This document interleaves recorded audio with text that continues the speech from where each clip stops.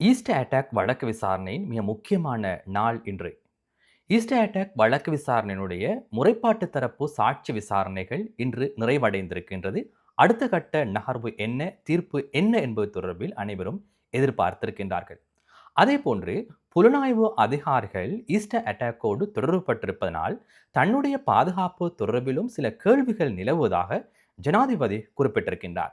அதேபோன்று பெக்கோ சமனின் தாயாரின் கொலையை கரந்தனிய சுத்தா திட்டமிட்டுள்ளதாக தற்பொழுது தகவல்கள் தெரிவிக்கின்றன. அந்த விடயங்கள் சம்பந்தமாக நாங்கள் தற்போது விரிவாக ஆராய்வோம். ஈஸ்டர் அட்டாக் சம்பந்தப்பட்ட வழக்கு விசாரணையில் இன்று மிக முக்கியமான ஒரு விடயம் இடம்பெற்றது. அதுதான் இந்த வழக்கு விசாரணையினுடைய முறைப்பாட்டு தரப்பு சாட்சி விசாரணைகள் இன்று நிறைவடைந்திருக்கின்றது. மேல் நீதிமன்ற நிரந்தர மேல் நீதிமன்ற மூவரடங்கு நீதிபதிகள் குழாம் முன்னிலையில் தான் இந்த வழக்கு விசாரணைகள் நடைபெற்றன.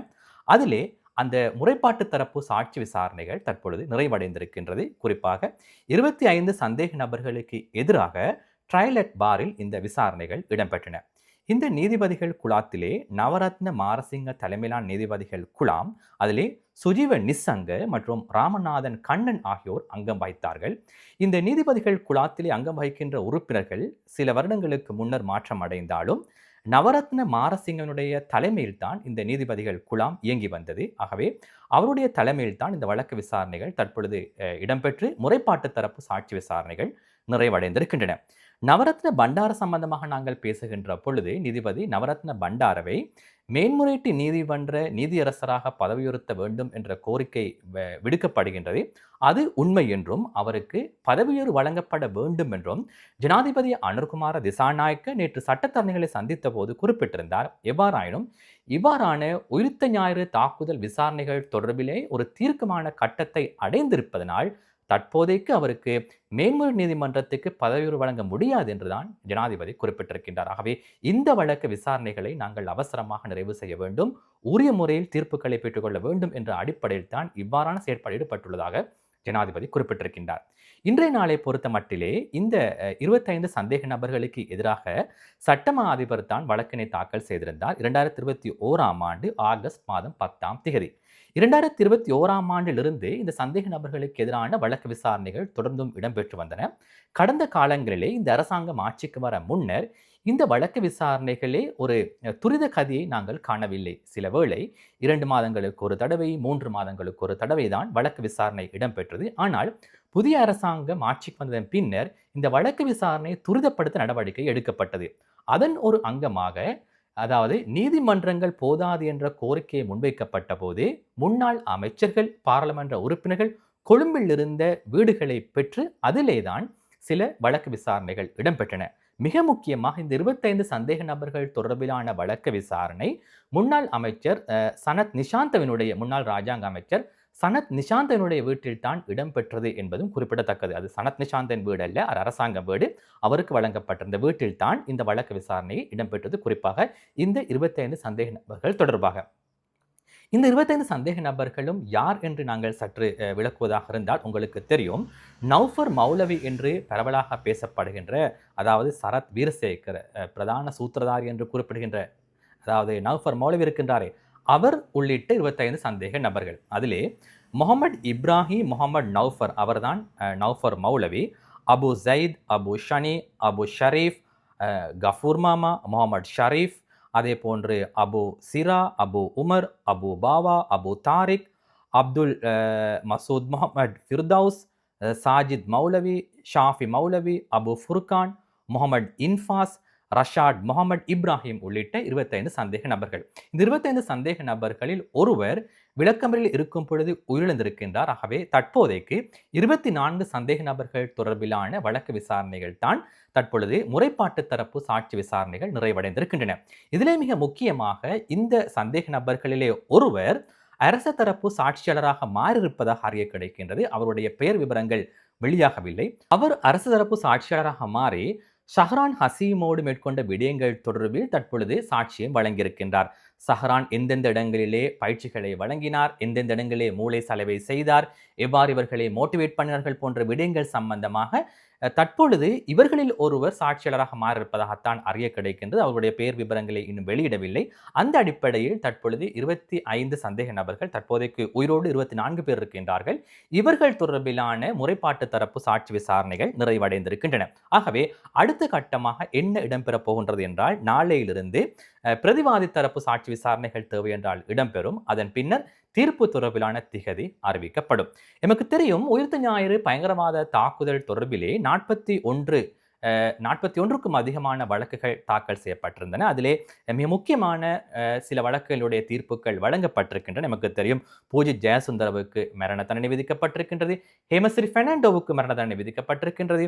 அதே போன்று மாவனல்லையிலே புத்த சிலை உடைக்கப்பட்ட சம்பவம் தொடர்பிலே தீர்ப்பு வழங்கப்பட்டிருக்கின்றது. அசார் சாலை சம்பந்தப்பட்ட விடத்தில் அவர் விடுவிக்கப்பட்டிருக்கின்றார். இவ்வாறான சில வழக்குகள் தொடர்பிலே தீர்ப்புகள் வழங்கப்பட்டிருக்கின்றன. நமக்கு தெரியும், கோட்டாபய ராஜபக்ச ஆட்சிக்கு வந்த பின்னர் சில வழக்குகளை அவர்கள் தாக்கல் செய்தார்கள். அந்த வழக்குகளுடைய சில தீர்ப்புகளும், அதில் ஒன்றுதான் அசார் சாலை தொடர்பான ஒரு வழக்கும். தற்பொழுது அவர்கள் தவறிழைக்கவில்லை என்று தீர்ப்புகள் வழங்கப்பட்டிருக்கின்றன. இந்த பின்புலத்தில் தான் இந்த 25 சந்தேக நபர்கள் தொடர்பிலான வழக்கு விசாரணை ட்ரையல் அட் பாரில் நடைபெற்றது. அதனுடைய முறைப்பாட்டு தரப்பு சாட்சி விசாரணைகள் நிறைவடைந்து தற்பொழுது அடுத்த கட்ட நகர்வுக்காக செல்ல வேண்டும். அடுத்ததாக என்ன தீர்ப்பு என்பது யாருக்கும் தெரியாது. சில வேளை இது சம்பந்தப்பட்ட மிக முக்கியமான தீர்ப்புகள் அறிவிக்கப்படலாம் என்றுதான் ஆய்வாளர்கள் தெரிவிக்கின்றார்கள். ஏனென்றால் இது சம்பந்தப்பட்ட வழக்கு விசாரணைகள் தற்போது துரிதப்படுத்தப்பட்டிருக்கின்றது. அதே போன்று நமக்கு தெரியும், மரண தண்டனை விதிக்கப்பட்ட இந்த ஈஸ்டர் அட்டாக் வழக்கு சம்பந்தப்பட்ட விடயத்திலே, தாக்குதல் சம்பந்தப்பட்ட விடயத்திலே மரண தண்டனை விதிக்கப்பட்ட பூஜித் ஜெயசுந்தரம் மற்றும் ஹேமஸ்ரீ பெர்னாண்டோ ஆகியோருக்கு சிறையிலே வழங்கப்படுகின்ற தண்டனைகள் தொடர்பிலும் தற்பொழுது புலனாய்வு ஊடகவியலாளர்கள் தகவல்களை வெளியிட்டிருக்கின்றார்கள். சில சிங்கள புலனாய்வு ஊடகவியலாளர்கள் வெளியிட்டிருக்கின்ற தகவல்களின்படி, பூஜித் ஜெயசுந்தரம் மற்றும் ஹேமஸ்ரீ பெர்னாண்டோவுக்கு சிறைச்சாலையிலே எந்த சலுகையும் இல்லை. சாதாரணமாக ஒரு மரண தண்டனை விதிக்கப்பட்ட ஒரு கைதிக்கு வழங்கப்படுகின்ற அனைத்து தண்டனையும் இவர்களுக்கும் வழங்கப்பட்டிருப்பதாகத்தான் அறிய கிடைக்கின்றது. குறிப்பாக பூஜித் ஜெயசுந்தர, ஹேமஸ்ரீ பெர்னாண்டோ ஆகியோருக்கு தகர பாத்திரங்களில் தான் உணவு பரிமாற்றப்படுகின்றது. ஆகவே எந்த விதமான சலுகைகளும் அவர்களுக்கு வழங்கப்படுவதில்லை. சாதாரணமாக ஒரு மரண தண்டனை கைதிக்கு வழங்கப்படுகின்ற தண்டனையே தற்பொழுது பூஜித் ஜெயசுந்தரம் மற்றும் ஹேமஸ்ரீ பெர்னாண்டோவுக்கு வழங்கப்படுவதாக தற்பொழுது சில புலனாய்வு ஊடகவியலாளர்கள் செய்திகளை வெளியிட்டிருக்கின்றார்கள். அதே போன்று எமக்கு தெரியும், ஈஸ்டர் அட்டாக்கோடு புலனாய்வு உத்தியோகத்தர்களும் சிலர் தொடர்புபட்டிருந்தார்கள். இந்த சந்தர்ப்பத்திலே ஜனாதிபதி அனுர்குமார் திசாநாயக்க நேற்று சட்டத்தரணிகள் சங்கத்தை சந்தித்த போது மிக முக்கியமான சில விடயங்களை குறிப்பிட்டிருக்கின்றார். அதிலே மிக முக்கியமான ஒரு விடயம்தான், ஈஸ்டர் அட்டாக்கோடு புலனாய்வு சில உத்தியோகத்தர்களும் தொடர்புபட்டிருக்கின்ற அதேவேளை அதே புலனாய்வு உத்தியோகத்தர்கள் தான் என்னுடைய பாதுகாப்பு துறவிலும் கவனம் செலுத்தியிருக்கின்றார்கள். ஆகவே என்னுடைய பாதுகாப்பு துறவிலும் சில கேள்விகள் நிலவுவதாக ஜனாதிபதி அனுர்குமார் திசாநாயக்க குறிப்பிட்டிருக்கின்றார். ஏனென்றால் தற்பொழுது உயிர்த்த ஞாயிறு பயங்கரவாத தாக்குதல் தொடர்பிலான விசாரணை துரிதப்படுத்தப்பட்டிருக்கின்றது. மிக முக்கியமான விசாரணைகள் தற்போது இடம்பெற்று அடுத்த கட்ட விடயங்கள் தொடர்பிலே ஆராயப்படுகின்றது. முக்கியமான தீர்ப்புகள் வர இருக்கின்றது. ஆகவே இந்த சந்தர்ப்பத்திலே பாதுகாப்பு தொடர்பிலான சில கேள்விகள், பிரச்சனை நிலவுகின்றதா என்ற விடயம்தான் தற்பொழுது பேசப்படுகின்றது. அதே போன்று பாதாள உலக செயற்பாடுகளை குறைப்பதற்காகவும் போதைப் பொருளை ஒழிப்பதற்காகவும் ஜனாதிபதி அதிக நடவடிக்கைகளை மேற்கொண்டு வருகின்றார். அதன் அடிப்படையிலே பல முக்கியமானவர்கள் கைது செய்யப்பட்டிருக்கின்றார்கள், இனியும் கைது செய்யப்பட போகின்றார்கள். இந்த அடிப்படையிலே ஜனாதிபதியினுடைய பாதுகாப்பு தொடர்பிலும் சில கேள்விகள் நிலவுகின்றதா என்ற அடிப்படையில் தான் ஜனாதிபதியும் இதனை குறிப்பிட்டிருக்கின்றார். எவ்வாறாயிருந்தாலும் ஜனாதிபதி நேரடியாக தனக்கு பாதுகாப்பு அச்சுறுத்தல் இருப்பதாக கூறவில்லை. இவ்வாறான ஒரு விடயத்தை குறிப்பிட்டு ஜனாதிபதி கூறுகின்றார், புலனாய்வு அதிகாரிகளை தொடர்புபடுத்தி தன்னுடைய பாதுகாப்பு தொடர்பில் கேள்வி எழுப்பியிருந்தார். அதே போன்று ஜனாதிபதி மிக முக்கியமான சில விடயங்களை நேற்று குறிப்பிட்டிருந்தார். அதாவது, நாங்கள் தற்பொழுது நாட்டை முன்னே கொண்டு செல்ல வேண்டிய ஒரு காலகட்டத்தில் இருக்கின்றோம். அதற்கான தீர்மானங்கள் நாங்கள் எடுக்க வேண்டும். அந்த ரிஸ்கை நாங்கள் கட்டாயமாக எடுக்க வேண்டும். நாட்டை முன்னோக்கி கொண்டு செல்வதற்கான தீர்மானங்களை எடுத்து அவ்வாறு நாங்கள் பயணிக்க வேண்டும். அதனை விடுத்து நான் எந்த வேளையிலும் பின்வாங்க தயாராக இல்லை. அந்த ரிஸ்கை எடுப்பதற்கு தான் தயாராக இருப்பதாகவும், அவ்வாறான ரிஸ்க் எடுத்து தான் வீடு செல்வதற்கு தயாராக இருப்பதாகவும் ஜனாதிபதி குறிப்பிட்டிருக்கின்றார். உண்மையிலேயே ஜனாதிபதியை நாங்கள் பாராட்ட வேண்டும். ஏனென்றால் ஆட்சிக்கு வந்த பல ஜனாதிபதிகள் வாக்குறுதிகளை வழங்கினார்கள், ஆனால் அவை நிறைவேற்றப்படவில்லை. நமக்கு தெரியும், போதைப் பொருளை ஒழிப்பதற்காக ஜனாதிபதி முன்னெடுக்கின்ற செயற்பாடுகள், குறிப்பாக முழு நாடும் ஒன்றாக என்ற ஒரு செயற்திட்டத்தை ஆரம்பித்திருக்கின்றார். அதிலே கடந்த 7-8 மாதங்களிலே 8 கூட்டங்களை ஜனாதிபதி தலைமையில் நடாத்தியிருக்கின்றார்.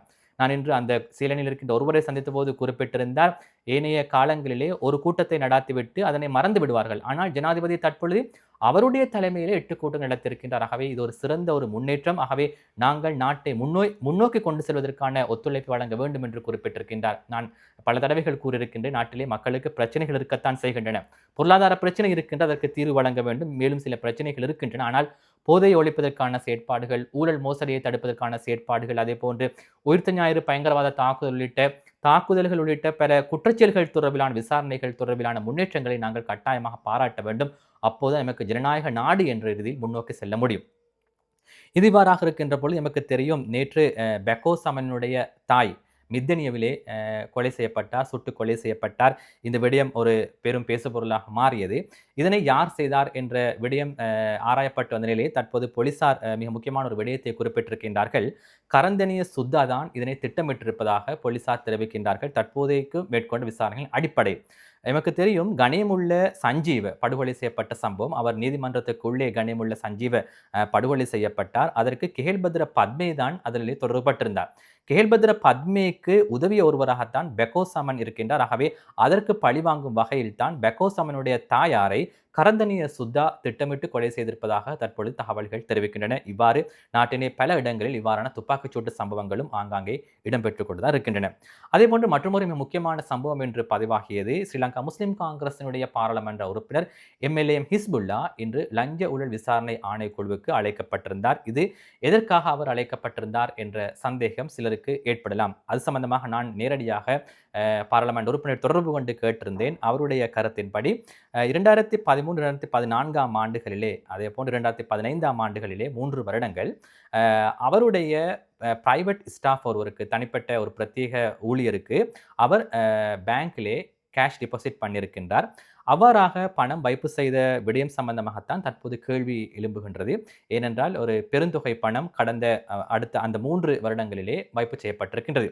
ஆகவே இது சம்பந்தமாக லஞ்ச ஊழல் விசாரணை ஆணைக்குழுவுக்கு யாரோ ஒருவர் முறைப்பாடு செய்திருக்கின்றார். இவ்வாறாக பெருந்தொகை பணம் பாராளுமன்ற உறுப்பினருடைய ஒரு பிரத்யேக ஸ்டாஃபுக்கு, ஒரு பிரைவேட் ஸ்டாஃபுக்கு வைப்பு செய்யப்பட்டிருக்கின்ற, அவருடைய கணக்கிலே வைப்பு செய்யப்பட்டிருக்கின்றது. அதே தினத்திலே அல்லது அதற்கு மறுநாள் அவர் அந்த பணத்தை வங்கியிலிருந்து பெற்றிருக்கின்றார், பெற்று செலவு செய்திருக்கின்றார். ஆகவே இந்த விடயம் சம்பந்தமாகத்தான் லஞ்ச ஊழல் விசாரணை ஆணைக்குழு MLM ஹிஸ்புல்லாவை அழைத்து விசாரணை செய்திருக்கின்றது.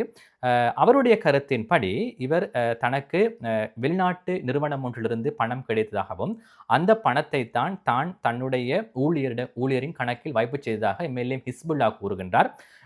அது அவருடைய பணம் அல்ல என்றும், வெளிநாட்டு ஒரு நிறுவனம், வெளிநாட்டு கம்பெனி ஒன்றுதான் தனக்கு பணம் வழங்கியதாகவும், அதன் பின்னர் வெளிநாட்டு கம்பெனியினுடைய திட்டங்களைத்தான் செயற்படுத்தியதாகவும் MLM ஹிஸ்புல்லா கூறுகின்றார். அதிலே எந்தளவு தூரத்துக்கு இதிலே உண்மைத்தன்மை இருக்கின்றது என்ற விடயம் சம்பந்தமாக லஞ்ச ஊழல் விசாரணை ஆணைக்குழு விசாரணைகளை மேற்கொள்ளும். ஆனால் இதுவரைக்கும் லஞ்ச ஊழல் விசாரணை ஆணைக்குழு சம்பந்தமாக எந்த ஸ்டேட்மெண்ட்டையும் வழங்கியிருக்கவில்லை. எவராக இருந்தாலும் சுருக்கமாக கூறுவதாக இருந்தால் 3 வருடங்கள் 2013, 14, 15 ஆண்டுகளிலே இவருடைய ஊழியர் ஒருவரின் கணக்கில் வைப்பு செய்யப்பட்ட பெருந்தொகை பணம் தொடர்பில் தான் லஞ்ச ஊழல் விசாரணை ஆணைக்குழு விசாரணையை மேற்கொண்டிருக்கின்றது. பணத்தை வைப்பு செய்தவர் பாராளுமன்ற உறுப்பினர் MLM ஹிஸ்புல்லா. அவருக்கு வெளிநாட்டு கம்பெனியிடமிருந்து பணம் கிடைத்திருக்கின்றது. அந்த பணத்தை தான் இவர் அந்த ஊழியருடைய கணக்கிலே வைப்பு செய்திருக்கின்றார். ஆனால் அது அந்த வெளிநாட்டு கம்பெனியினுடைய திட்டத்துக்காகத்தான் செலவு செய்ததாக பாராளுமன்ற உறுப்பினர் குறிப்பிட்டிருக்கின்றார். நாங்கள் பார்ப்போம் வழக்கு விசாரணைகளுடைய அடுத்த கட்ட நகர்வு எவ்வாறு இடம்பெறப் போகின்றது. ஆகவே இன்று அவர் லஞ்ச ஊழல் விசாரணை ஆணைக்குழுவுக்கு சென்ற பொழுது அது சம்பந்தமாக விசாரித்திருக்கின்றார்கள். தன்னிடமிருந்த ஆவணங்களை அவர் சமர்ப்பித்ததாக அவர் குறிப்பிடுகின்றார். எந்த களவும் திருட்டும் இடம்பெறவில்லை என்றும், எந்த மோசடியும் இடம்பெறவில்லை என்றும், லஞ்சம் பெறவில்லை என்றும் தான் பாராளுமன்ற உறுப்பினர் குறிப்பிடுகின்றார். எவ்வாறாக இருந்தாலும் விசாரணைகள் நிறைவில் தான் அடுத்த கட்ட விடயங்கள் தொடர்பில் எம்மால் கருத்து தெரிவிக்க முடியும். ஆகவே இன்று பதிவான மிக முக்கியமான செய்திகளை உங்களுக்கு வழங்கியிருந்தோம். இது போன்ற சரியான செய்திகளை தெளிவாக அறிந்து கொள்வதற்காக தொடர்ந்தும் ரியாஸ் ஹாரிஸ் 360 யூடியூப் சேனலை சப்ஸ்கிரைப் பண்ணி இணைந்து கொள்ளுங்கள். நன்றி.